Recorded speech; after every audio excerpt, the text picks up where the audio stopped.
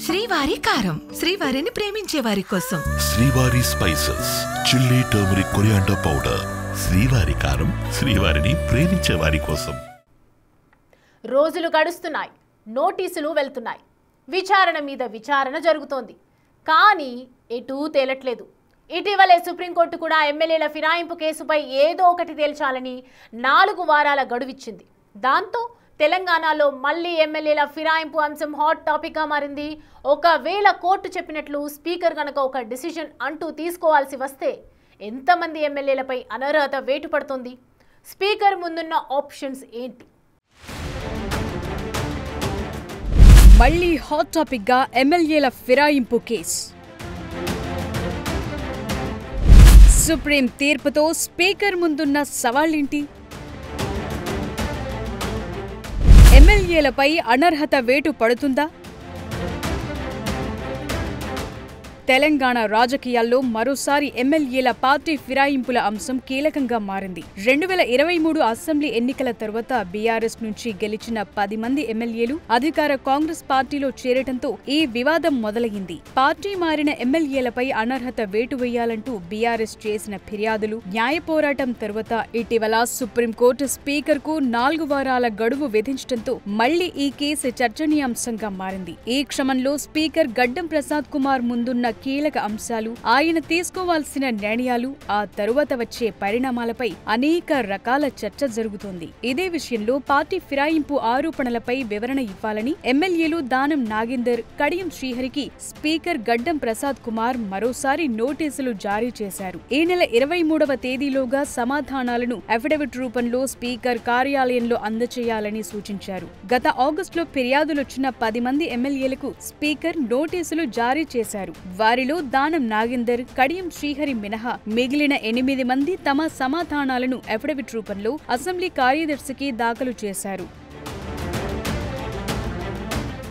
Speaker నోటీసుల నేపథ్యంలో station Ghanpur MLA Kadiyam Srihari గడువుకు ముందే speaker గడ్డం ప్రసాద్ ను కలిశారు. వివరణ ఇచ్చేందుకు తనకు ఇంకొంత సమయం ఇవ్వాలని కోరారు కడియం. దీనిపై స్పీకర్ సానుకూలంగా స్పందించారు. మరోవైపు ఖైరతాబాద్ ఎమ్మెల్యే దానం నాగేందర్ కూడా త్వరలోనే స్పీకర్ ని కలవనున్నారు. ఆయన కూడా తనకు కొంత సమయం ఇవ్వాలని కోరే అవకాశం ఉన్నట్లు తెలుస్తోంది. అయితే 23న దానం నాగేందర్ స్పీకర్ ముందు హాజరవుతారా లేదా అనే ఉత్కంఠ కూడా కొనసాగుతోంది. స్పీకర్ కోరినట్లు వివరణ ఇస్తారా లేక రాజీనామా చేస్తారా అనేది కూడా ఇప్పుడు సస్పెన్స్ గా మారింది. ఈ క్రమంలో ఎంతమంది ఎమ్మెల్యేలపై అనర్హత వేటు పడుతుందనేది చర్చనీయాంశంగా మారింది. ప్రస్తుతం బీఆర్ఎస్ పార్టీ ఫిరాయింపు ఆరోపణలతో 10 మంది ఎమ్మెల్యేలపై అనర్హత పిటిషన్లు దాఖలు చేసింది. వారిలో Khairatabad MLA Danam Nagender, Gadwal MLA Bandla Krishnamohan Reddy, station Ghanpur MLA Kadiyam Srihari, Bhadrachalam MLA Tellam Venkatrao, Patancheru MLA Gudem Mahipal Reddy, Chevella MLA Kale Yadaiah, Rajendranagar MLA Prakash Goud, Jagtial MLA doctor Sanjay, Serilingampally MLA Arikapudi Gandhi, Banswada MLA Pocharam Srinivasa Reddy ఉన్నారు. స్పీకర్ తీసుకోబోయే నిర్ణయమే ఈ 10 మంది ఎమ్మెల్యేల భవితవ్యాన్ని తేల్చనుంది. నిబంధనల ప్రకారమైతే స్పీకర్ 10 మందిపై చర్యలు తీసుకోవాల్సి వస్తుందని చెప్తున్నారు. వారిలోనూ దానం నాగేందర్ కాంగ్రెస్ అభ్యర్థిగా సికింద్రాబాద్ లోక్సభ స్థానం నుంచి ఎంపీగా పోటీ చేశారు. దాంతో ఆయనపైనే ముందుగా చర్యలు తీసుకునే అవకాశముందని రాజకీయ విశ్లేషకులు భావిస్తున్నారు. దానం సంగతి పక్కన పెడితే మిగతా వారి విషయంలో స్పీకర్ ఏం చేయబోతున్నారనేది ఇప్పుడు మోస్ట్ ఇంట్రెస్టింగ్ గా మారింది. రాజ్యాంగంలోని 10వ షెడ్యూల్ ప్రకారం పార్టీ ఫిరాయించిన వారిపై చర్యలు తీసుకునే అధికారం స్పీకర్కుంటుంది. అయితే ఆ పార్టీకి చెందిన మొత్తం సభ్యుల్లో 3/2 మంది సభ్యులు మరో పార్టీలో విలీనమైతే అది ఫిరాయింపు కిందకు రాదు. ఈ వ్యవహారంలో కేవలం 10 మంది ఎమ్మెల్యేలు మాత్రమే బీఆర్ఎస్ నుంచి పక్కకు జరిగారు. ఇదిప్పుడు బీఆర్ఎస్ కు ఉన్న 36 మంది ఎమ్మెల్యేల బలంలో 3/2 కన్నా తక్కువ. కాబట్టి ఇది విలీనం కిందకు రాకపోగా ఫిరాయింపుల నిరోధక చట్టం కిందకొస్తుంది. సుప్రీంకోర్టు కూడా 4 వారాల డెడ్ లైన్ విధించడంతో స్పీకర్ ముందు కొన్ని ఆప్షన్స్ కనిపిస్తున్నాయి. ఒకటి, 10వ షెడ్యూల్ ని అనుసరించి వారిపై అనర్హత వేటు వేయటం ఫలితంగా ఎమ్మెల్యేలు తమ పదవిని కోల్పోతారు. అప్పుడు ఆ 10 నియోజకవర్గాల్లో ఉప ఎన్నికలు నిర్వహించాల్సి వస్తుంది. అదే జరిగితే కాంగ్రెస్ ప్రభుత్వానికి అతి పెద్ద సవాలవుతుంది. లేని పక్షంలో విచారణలో ఫిర్యాదుదారుల వాదనల్లో పసలేదని, ఎమ్మెల్యేలు పార్టీ మారినట్లు సరైన ఆధారాలు లేవని తేల్చి అనర్హత పిటిషన్లు కొట్టేసే అవకాశం ఉంటుంది. దాంతో ఎమ్మెల్యేల సభ్యత్వం కొనసాగుతుంది. ఈ నిర్ణయం తీసుకుంటే స్పీకర్ పై రాజకీయంగా బీఆర్ఎస్ విమర్శలు ఎక్కుపెట్టే అవకాశం ఉంటుంది. మరోసారి సుప్రీంకోర్టుని ఆశ్రయించే అవకాశం ఉంది. ఈ రెండు కాకుండా విచారణ ఇంకా పూర్తి కాలేదని స్పీకర్ సుప్రీంకోర్టు ముందు మరింత గడువు కావాలని కోరితే ఇంకొన్నాళ్ల పాటు ఇదిలాగే కంటిన్యూ అవుతుంది. అయితే ఇప్పటికే పరిస్థితులు కోర్టు ధిక్కార నోటీసుల దాకా వచ్చాయి. కాబట్టి సుప్రీంకోర్టు ఈ అంశాన్ని తీవ్రంగా పరిగణించే అవకాశం ఉంటుంది. మొదట్లో కంటోన్మెంట్ బైపోల్ వచ్చింది. ఇటీవలే జూబ్లీహిల్స్ ఉప ఎన్నిక కూడా జరిగింది. ఎమ్మెల్యేలు ఫిరాయింపు కేసులో స్పీకర్ నిర్ణయం తీసుకుంటే మరో చోట ఉప ఎన్నిక వస్తుందా, లేక 10 స్థానాల్లో బైపోల్స్ వస్తాయా, లేక ఒక్క దానం నాగేందర్ దగ్గరే ఈ కేసు ఆగిపోతుందా? అంతేకాదు, రాష్ట్రపతి గవర్నర్లకు గడువు విధించలేమని సుప్రీంకోర్టు రాజ్యాంగ ధర్మాసనం ఇచ్చిన తీర్పు రాజ్యాంగ పదవిలో ఉన్న అసెంబ్లీ స్పీకర్లకు కూడా వర్తిస్తుందా? అసలేం జరగబోతోంది? 10 మంది ఎమ్మెల్యేల అనర్హత పిటిషన్లపై సుప్రీంకోర్టు ఇటీవలే స్పీకర్కు ఇచ్చిన ఆదేశాలు తెలంగాణ రాజకీయాన్ని ఒక్కసారిగా వేడెక్కించింది. ఈ కేసులో స్పీకర్ తీసుకునే నిర్ణయం ఉప ఎన్నికలకు దారితీస్తుందా? ఎంతమందిపై అనర్హత వేటుపడుతుంది?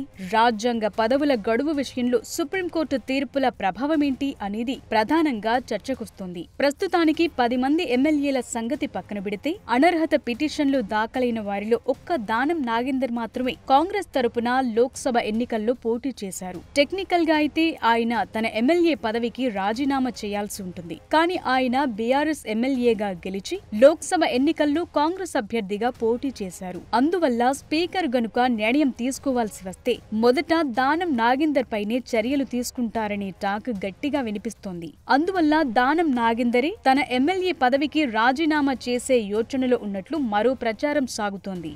అనర్హత వేటు పడితే మళ్లీ 6 ఏళ్ల దాకా ఎమ్మెల్యేగా పోటీ చేసే అవకాశం ఉండదు. కాబట్టి వేటు పడేదాకా వేచి చూస్తే నష్టమనే ఆలోచనలో ఉన్నారట. తన విషయంలో స్పీకర్ నిర్ణయం తీసుకోవటానికి ముందే రాజీనామా చేస్తే మంచిదనే ఆలోచనలు దానం ఉన్నారని చెప్తున్నారు. ఇక్కడ కీలకమైన అంశం ఏంటంటే స్పీకర్ నిర్ణయం కేవలం దానం నాగేందర్ కు మాత్రమే పరిమితమయ్యే అవకాశం లేదు. సుప్రీంకోర్టు మిగిలిన 9 మంది ఎమ్మెల్యేల అనర్హత పిటిషన్ల విషయంలోనూ నిర్ణయం తీసుకోవాలని ఆదేశించింది. అందువల్ల మిగతా వారి విషయంలో స్పీకర్ ఏం చేయబోతున్నారు అన్నది కూడా ఇప్పుడు ఆసక్తి రేపుతోంది.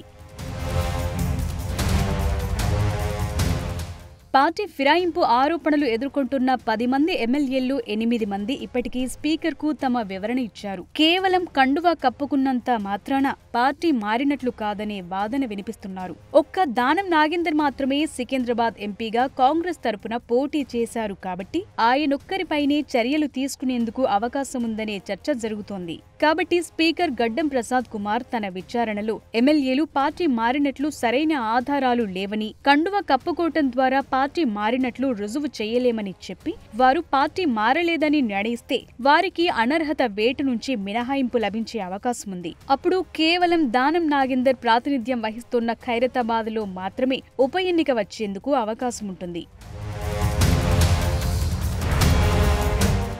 ఇక మొన్నటికి మొన్న రాష్ట్రపతి గవర్నర్లకు బిల్లుల ఆమోదం విషయంలో గడువు విధించలేమని సుప్రీంకోర్టు రాజ్యాంగ ధర్మాసనం తీర్పు ఇచ్చింది. ఇదే తీర్పు అసెంబ్లీ స్పీకర్ కు కూడా వర్తిస్తుందా అనేది ప్రధానంగా తలెత్తుతోన్న ప్రశ్న. ఎందుకంటే స్పీకర్ పదవి రాజ్యాంగబద్ధమైంది. పార్టీ ఫిరాయింపుల విషయంలో స్పీకర్ ట్రిబ్యునల్ చైర్మన్ గా వ్యవహరిస్తారు. అయితే పార్టీ ఫిరాయింపుల కేసుల్లో స్పీకర్ కు గడువు విధించవచ్చా అనే విషయంలో సుప్రీంకోర్టు స్పష్టమైన వైఖరిని ప్రదర్శించింది.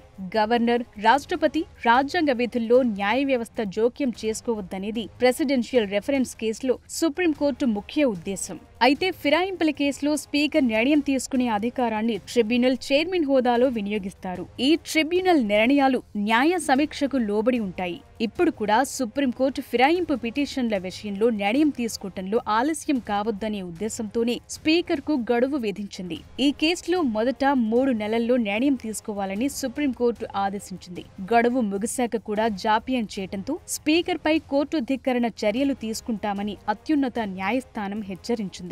అందువల్ల సుప్రీం విధించిన 4 వారాల గడువులోగా స్పీకర్ అనర్హత పిటిషన్లపై విచారణ పూర్తి చేసి నిర్ణయాన్ని ప్రకటిస్తారా లేక మళ్లీ సుప్రీంకోర్టుని గడువు కోరుతారా అనేది ఆసక్తిగా మారింది. మొత్తంగా ఈ కేసు స్పీకర్ నిర్ణయంతో ముగుస్తుందా, మళ్లీ బీఆర్ఎస్ న్యాయ పోరాటానికి దారి తీస్తుందా అనేది త్వరలోనే తేలిపోతుంది.